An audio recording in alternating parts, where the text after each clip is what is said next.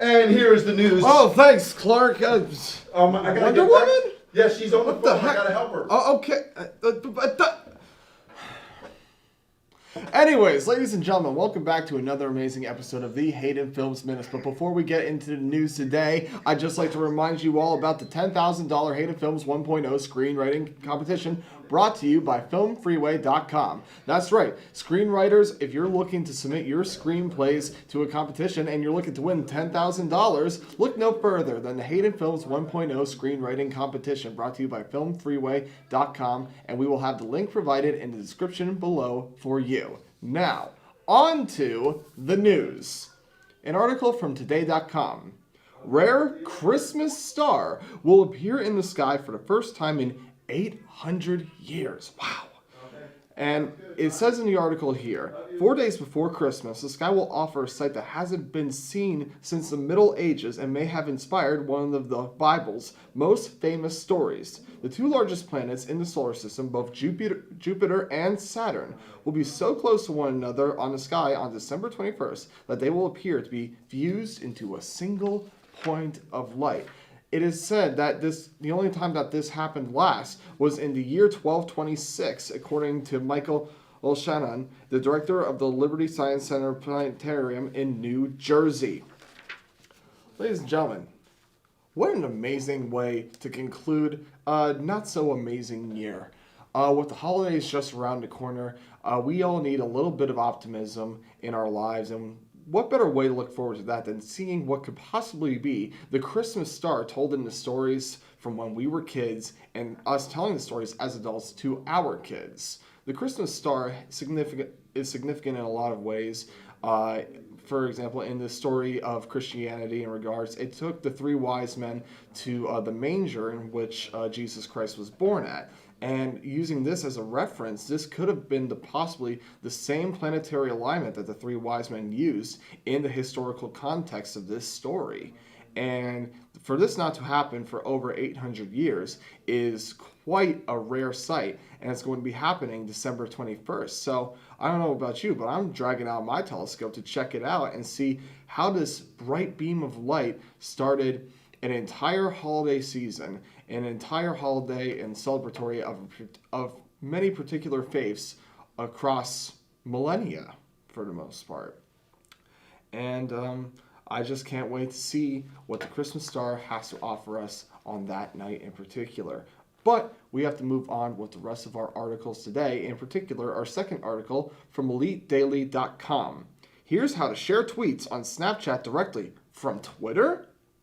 That's right, ladies and gentlemen. Twitter is finally introducing a new feature that allows tweets to be integrated into the application of Snapchat, with a whole new process featuring a Snapchat send button that will be allowing you to take Twitter posts and share them directly. No longer will you have to rely on screen recordings or perhaps screenshots in order to get Twitter articles onto your Snapchat stories so your friends can see and perhaps debate some of the articles and the hottest topics you can find on Twitter. Twitter has partnered up with Snapchat to create a Snapchat feature button that helps you share directly onto the application itself, and this article goes in depth about how that process works. So if you want to check this article out and our previous article and the article next, these are all going to be provided in the description below. And I think if you want to keep up with your Snapchat game and get your Snap score up, what better way to use it than through the amazing social media power that is Twitter. Now, on to our final article, and this one is a little more health informed and more medically researched, and it has to do with our veterans. From NBCPhiladelphia.com. Virtual reality is helping veterans overcome post-traumatic stress disorder by putting them back at the scenes of their trauma.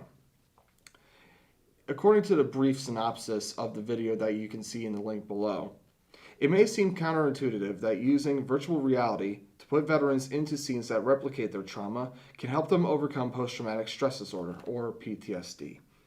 But that's exactly what's happening with virtual reality technology at the University of Southern California's Institute for Creative Technologies. So, in regards to virtual reality and helping out veterans overcome this mental mental illness that is known as post-traumatic stress disorder. I think what this is going to do is going to be assisting veterans in helping them cope with the situation that they had to relive in. Because when we're discussing mental health and wellness and mental illness, most mental illness and most disorders as we know them come from trauma in whatever regards, whether it be depression, bipolar disorder, post-traumatic stress disorder. There was some form link of trauma that we had to deal with in our lives, and the fact that we had to deal with that in such a brief occurrence and how it affects us for the rest of our lives, it's debilitating in a lot of regards. And I know for a fact that a lot of veterans and associates of mine that have been experienced in war and have experienced post-traumatic stress disorder have vivid memories and stories of that scene captured in their heads. So I'm not sure what this VR recapturing of that moment will have to offer. Hopefully, perhaps closure, perhaps reassessing the situation that that person was in, and perhaps taking a look at that experience from a different perspective to help shape them and create a better future for themselves, and hopefully overcome this debilitating illness known as post-traumatic stress disorder.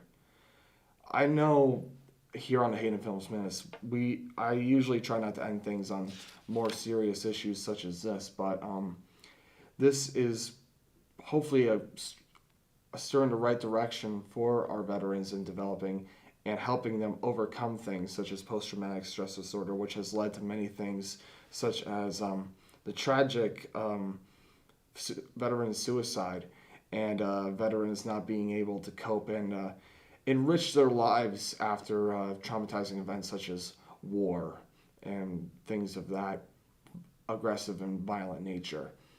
And I personally want to let every veteran out there know that if you're suffering through post-traumatic stress disorder and you feel like you have no form of outreach to anybody, there is help. And in this minute, I would like to leave a link to a Veteran Crisis Hotline and contacted a Department of Veterans Administration below, the VA, so veterans can have a source of contact in order to help them with these mental disorders and perhaps disabilities to help them get on the right track, because we owe it to our veterans for all the sacrifices that they have been through so that we can live so comfortably here in the United States. And I'm glad that the University of Southern California is taking the initiative and thinking of new methods to help our veterans cope with the situation that they had to experience and further develop themselves and reintegrate back into society. In conclusion of the minutes today, I would like to say my name is Alec Barber, and telling you to stay healthy, stay informed, and stay safe.